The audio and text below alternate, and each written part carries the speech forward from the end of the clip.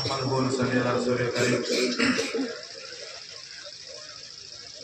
দারুল ইসলামিয়া আরবিয়া নিয়ামতপুর মাদ্রাসার বাৎসরিক ওয়াজ মাহফিলের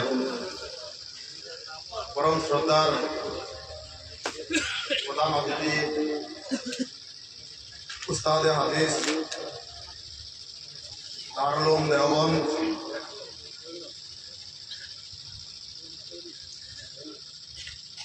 খলিফা আজম পীর জুলফিকার সাহেব নকশবন্দি হযরত মাওলানা মুফতি শেখ মনিরুদ্দিন উসমানী নকশবন্দি সাহেব, উপস্থিত উলামায়ে কেরাম, এই মাদ্রাসার মুহতামিম পরম শ্রদ্ধার হযরত মাওলানা ইমদাদুল্লাহ কাসিমি সাহেব, আমার লালা মসজিদের ইমাম সাহেব সহ এই মঞ্চে বসা উলামায়ে কেরাম, উপস্থিত এই মাদ্রাসার আমার পরম শ্রদ্ধার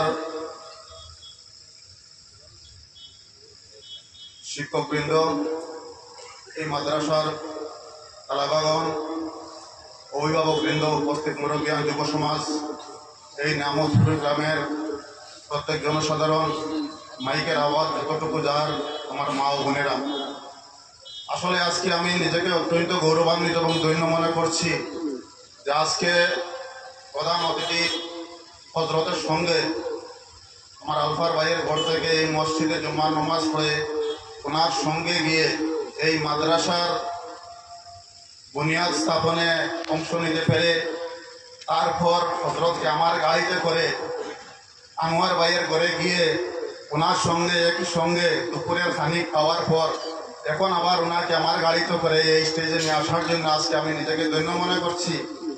আসলে এত মহান ব্যক্তির সামনে আমি এক নালায় কি বলবো সেটা বলতে পারছি না।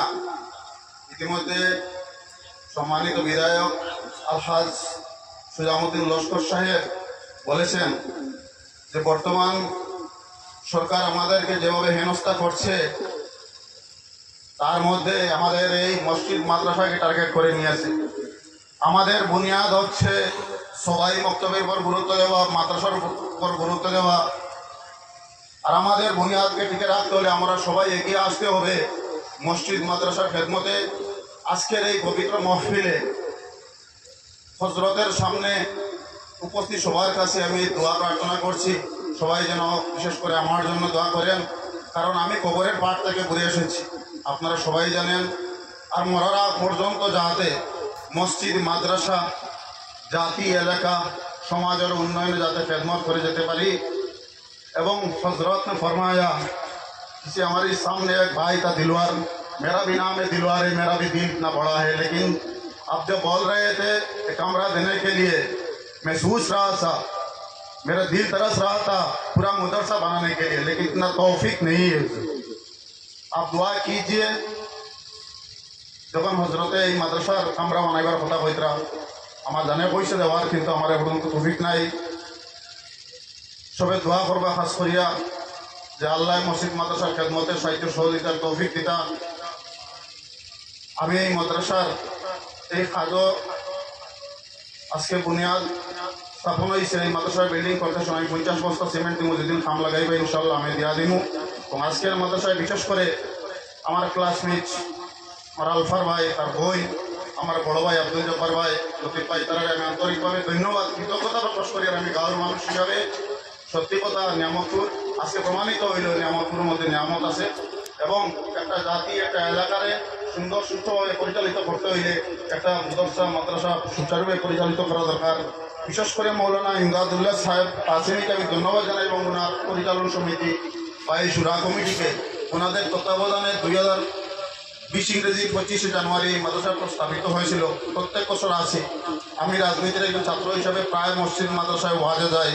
বিশেষ করে এই মাদ্রাসায় যেভাবে সুন্দর সুষ্ঠুভাবে প্রত্যেক বছর বাৎসরিক ওয়াজ পরিচালিত হয় অত্যন্ত প্রশংসনীয়।